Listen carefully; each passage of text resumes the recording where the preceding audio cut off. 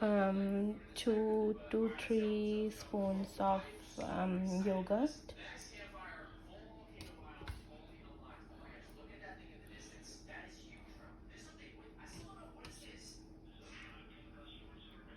Now I'm going to put some salt in it as per according to the taste, like what you prefer, less salt or more salt.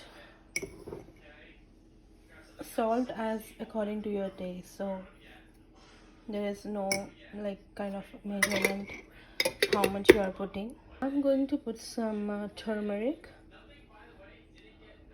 So now I'm going to put some red chili powder, like 1 teaspoon, but 1 teaspoon is not enough, so I'm going to put some more.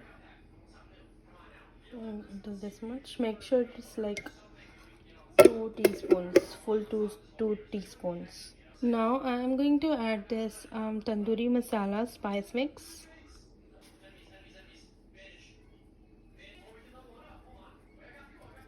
And some garam masala powder, some chaat masala,